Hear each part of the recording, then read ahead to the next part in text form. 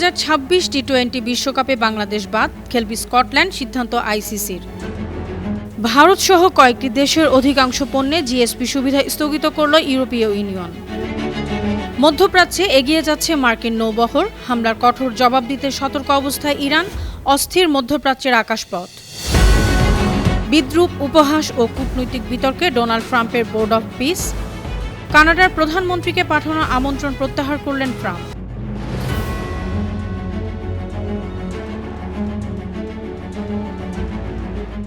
শুনছিলেন সংবাদ শিরোনাম। সবাইকে স্বাগত জানাচ্ছি বিশ্বজুড়ে প্রতিদিনে বিশ্বের বিভিন্ন প্রান্তের সবশেষ তথ্য জানাতে আপনাদের সঙ্গে আছি আমি অনন্যা চৈতি।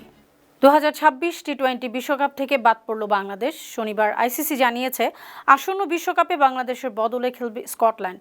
আইসিসি প্রধান নির্বাহী সঞ্জয় গুপ্ত আইসিসি বোর্ডের কাছে চিঠি পাঠিয়ে বিষয়টি নিশ্চিত করেছেন। চিঠিতে বলা হয়েছে, বাংলাদেশ ক্রিকেট বোর্ডের দাবি এবং অবস্থান আইসিসি নীতির সঙ্গে অসামঞ্জস্যপূর্ণ।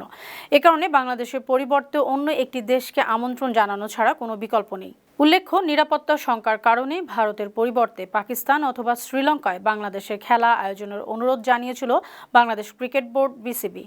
ভেন্যু পরিবর্তনে বাংলাদেশের এই অনুরোধ আইসিসির সভায় 14-2 ভোটে হেরে যায় বাংলাদেশ। বহুল প্রতীক্ষিত ভারত ও ইউরোপীয় ইউনিয়নের মুক্ত বাণিজ্য চুক্তি চূড়ান্তভাবে ঘোষণা করা হতে পারে মঙ্গলবার। এই চুক্তির মাধ্যমে ভারতে ইউরোপীয় গাড়ি এবং মদ আমদানিতে শুল্ক অনেক কমবে। বিনিময়ে ভারতের তৈরি পোশাক, গয়না, ইলেকট্রনিক্স ও রাসায়নিক পণ্যের জন্য ইউরোপের বিশাল বাজার উন্মুক্ত হবে। আগামী 25 থেকে 28 জানুয়ারি ইউরোপীয় কাউন্সিলের প্রেসিডেন্ট আন্তোনিও কস্তা এবং ইউরোপীয় কমিশনের president Ursula von der Leyen Bharat সফর করবেন। তখন ভারতের প্রধানমন্ত্রী নরেন্দ্র মোদীর সঙ্গে বৈঠকে চূড়ান্ত সিদ্ধান্ত হতে পারে। এদিকে ভারতের তৈরি পোশাক, বস্ত্র, প্লাস্টিক সহ অধিকাংশ পণ্যে অগ্রাধিকারমূলক বাজার সুবিধা বা জিএসপি স্থগিত করেছে ইউরোপীয় ইউনিয়ন। গত 1 জানুয়ারি থেকে এই সিদ্ধান্ত কার্যকর হয়েছে। একই সঙ্গে ইন্দোনেশিয়া ও কেনিয়ার পণ্যেও জিএসপি সুবিধা স্থগিত করেছে ইইউ। ইইউর অফিসিয়াল জার্নাল সূত্রে জানা গেছে, ইউরোপীয় কমিশন গত 25 সেপ্টেম্বর একটি বিধিমালা জারি করে। ওই বিধিমালা 2026 থেকে 2028 সাল পর্যন্ত ভারত, ইন্দোনেশিয়া ও কেনিয়ার কিছু পণ্যে জিএসপি সুবিধা প্রত্যাহার করা হয়েছে। বিশেষজ্ঞরা মনে করছেন, জিএসপি সুবিধা স্থগিত হওয়ায় ইইউর বাজারে সমস্যা হবে ভারতীয় রপ্তানিকারকদের। ইরানের দিকে যুক্তরাষ্ট্রের বিশাল নৌবহর এগিয়ে যেতে প্রেসিডেন্ট ডোনাল্ড ট্রাম্পের সাম্প্রতিক নির্দেশের মধ্যপ্রাচ্যের আকাশপথ অস্থির হয়ে গেছে। ইরানে মার্কিন হামলার আশঙ্কায় Lufthansa, KLM, royal Dutch airlines এবং এয়ার ফ্রান্স সহ বিশ্বের একাধিক শীর্ষ বিমান সংস্থা ওই অঞ্চলে ফ্লাইট বাতিল বা স্থগিত করেছে। শনিবার ফিনান্সিয়াল টাইমস জানিয়েছে, 23 ও 24 জানুয়ারি দুবাইগামী সব ফ্লাইট বন্ধ রেখেছে air France. KLM, royal Dutch airlines অনির্দিষ্টকালের জন্য দুবাই, রিয়াদ, দাম্মাম এবং তেল আবিবে কার্যক্রম স্থগিত করেছে। ইউনাইটেড এয়ারওয়েজ এবং এয়ার কানাডাও ইসরায়েলে তাদের ফ্লাইট বন্ধ করেছে। আফগান যুদ্ধে ন্যাটোর সদস্য দেশগুলোর সেনারা সম্মুখ যুদ্ধে না থেকে নিরাপদ দূরত্বে ছিল। গেল বৃহস্পতিবার মার্কিন সংবাদ মাধ্যম ফক্স নিউজের সাক্ষাৎকারে এমন মন্তব্য করেন মার্কিন প্রেসিডেন্ট ডোনাল্ড ট্রাম্প। তার এমন মন্তব্য অপমানজনক ও ভয়ানক বলে আখ্যা দিয়েছেন ব্রিটিশ প্রধানমন্ত্রী কিয়ার স্টারমার। শুক্রবার ভিডিও বার্তায় স্টারমার বলেছেন, আফগানিস্তানে যুক্তরাজ্যের সশস্ত্র বাহিনীর 457 জন সদস্য প্রাণ হারিয়েছেন, অনেক সেনা স্থায়ীভাবে আহত হয়েছেন। ট্রাম্পের এমন মন্তব্য স্বজনহারাদের জন্য কষ্টের। অন্যদিকে ট্রাম্পের পক্ষ নিয়ে হোয়াইট হাউসের মুখপাত্র টেলর রজার্স এএফপিকে বলেছেন, ট্রাম্প সঠিক কথাই বলছেন। জাতিসংঘকে চ্যালেঞ্জ জানিয়ে মার্কিন প্রেসিডেন্ট ডোনাল্ড ট্রাম্প ঘোষিত বিকল্প সংস্থা বোর্ড অব পিস যাত্রার শুরুতেই ব্যাপক বিদ্রূপ, উপহাস ও কূটনৈতিক বিতর্কে পড়েছে। সুইজারল্যান্ডের দাভোসে ওয়ার্ল্ড ইকোনমিক ফোরামে জাঁকজমকভাবে আয়োজনের সংস্থাটির উদ্বোধন হয়েছে।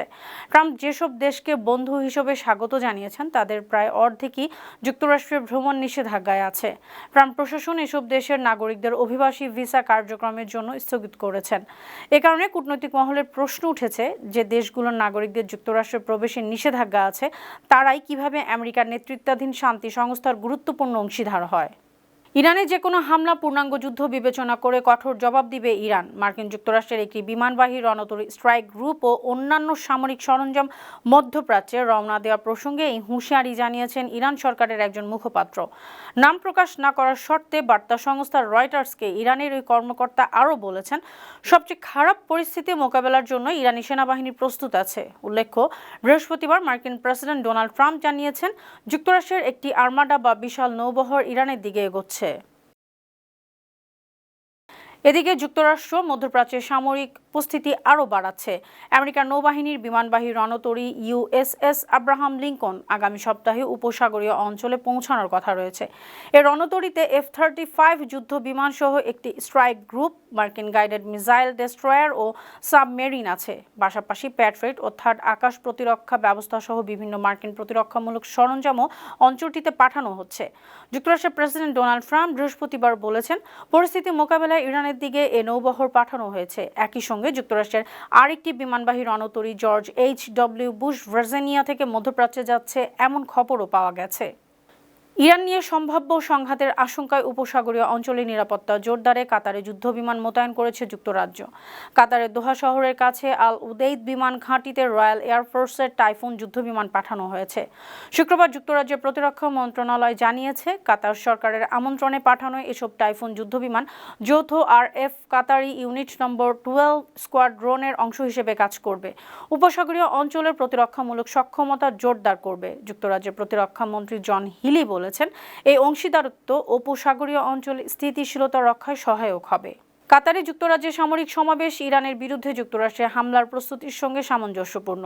ব্রিটিশ প্রতিরক্ষা সংশ্লিষ্ট সূত্র মধ্যপ্রাচ্যের সংবাদ মাধ্যম দ্য ন্যাশনালকে জানিয়েছে, ব্রিটিশ যুদ্ধবিমান মোতায়েন করা হচ্ছে ইরানের প্রতিশোধমূলক হামলা মোকাবেলায় প্রতিরক্ষা ব্যবস্থা শক্তিশালী করতে। বিশেষ করে ইরানের তৈরি শাহেদ 136 ড্রোন প্রতিহত করতেই টাইফুন যুদ্ধবিমান অত্যন্ত কার্যকর। টাইফুন যুদ্ধবিমান আগেও সিরিয়ায় ISIS এবং ইয়েমেনে হুতিদের বিরুদ্ধে অভিযানে ব্যবহৃত হয়েছে। গত বছরের জুনে যুক্তরাষ্ট্র ইরানে পারমাণবিক স্থাপনায় হামলা করেছিল। জবাবে আল উদেইদ ঘাঁটিতে ক্ষেপণাস্ত্র হামলা করেছিল ইরান। গ্রিনল্যান্ডে গোল্ডেন ডোম ক্ষেপণাস্ত্র প্রতিরক্ষা প্রকল্প প্রত্যাখ্যান করায় কানাডার বিরুদ্ধে ক্ষেপেছেন যুক্তরাষ্ট্রের প্রেসিডেন্ট ডোনাল্ড ট্রাম্প। তিনি বলেছেন, চীনের সঙ্গে ঘনিষ্ঠ সম্পর্ক করলে 1 বছরের মধ্যে বেইজিং কানাডাকে গ্রাস করতে পারে। শুক্রবার সামাজিক যোগাযোগ মাধ্যম ট্রুথ সোশ্যালে পোস্টে ট্রাম্প লিখেছেন, গ্রিনল্যান্ডে দ্য গোল্ডেন ডোম নির্মাণের বিপক্ষে অবস্থান নিয়েছে কানাডা। এই অবস্থায় কানাডাকেও সুরক্ষা দিতে এর বদলে তারা চীনের সঙ্গে ব্যবসার পক্ষে ভোট দিয়েছে। সম্প্রতি সুইজারল্যান্ডের দাভোসে ওয়ার্ল্ড ইকোনমিক ফোরামের সম্মেলনে কানাডার প্রধানমন্ত্রী মার্ক কার্নি ট্রাম্পের বিরুদ্ধে বক্তব্য দিয়েছেন। এ কারণে দুই দেশের মধ্যে উত্তেজনা চলছে। পারিবারিক কলহের কারণে যুক্তরাষ্ট্রের জর্জিয়া অঙ্গরাজ্যের লরেন্সভিল শহরে ভারতীয় বংশোদ্ভূত 51 বছর বয়সী বিজয় কুমার তার স্ত্রী এবং আরও 3 আত্মীয়কে গুলি করে হত্যা করেছে। এ সময় ঘরের ভেতরে থাকা 3 জন শিশু অল্পের জন্য প্রাণে বেঁচে যায়। শনিবার এনডিটিভির প্রতিবেদনে বলা হয়েছে, শুক্রবার ভোরে লরেন্সভিল শহরের বাড়িতে এ হত্যাকাণ্ড ঘটে। পুলিশ আইভি কোর্ট এলাকার ওই বাড়ি থেকে অভিযুক্ত বিজয় কুমারকে গ্রেপ্তার করেছে। তার বিরুদ্ধে 4 কাউন্টস অব মার্ডার এবং শিশুদের প্রতি নিষ্ঠুরতার অভিযোগ আনা হয়েছে। তুষারপাত ও শক্তিশালী শীতকালীন ঝড়ের কারণে আমেরিকা বিপজ্জনক মাত্রার ঠান্ডা আবহাওয়ায় বিরাজ করছে। এ কারণে 20 কোটিরও বেশি মানুষ দুর্ভোগে আছেন। ইতিমধ্যে নিউ ইয়র্ক সহ 12টি অঙ্গরাজ্যে জরুরি অবস্থা ঘোষণা করা হয়েছে। মার্কিন আবহাওয়া দপ্তর শুক্রবার সতর্কবার্তা জারি করেছে, বলেছে এই ঝড় যুক্তরাষ্ট্রের বিস্তীর্ণ অঞ্চল জুড়ে আঘাত হানতে পারে। ঝড়ের প্রভাবে ভারী তুষারপাত, হিমশীতল বৃষ্টি এবং চরম নিম্ন তাপমাত্রা দেখা দিতে পারে। কোথাও কোথাও তাপমাত্রা হিমাঙ্কের অনেক নিচে, এমনকি -50 ডিগ্রি সেলসিয়াসের নিচেও নেমে যাওয়ার আশঙ্কা রয়েছে। সুপ্রিয় দর্শক, এই ছিল আজকের বিশ্বজুড়ে প্রতিদিনের আয়োজনে। দেশ বিদেশের বিভিন্ন খবর নিয়ে আবার আপনাদের সামনে হাজির হব। সেই পর্যন্ত ভালো থাকুন, সুস্থ থাকুন, বানো টিভির সঙ্গে থাকুন। ধন্যবাদ।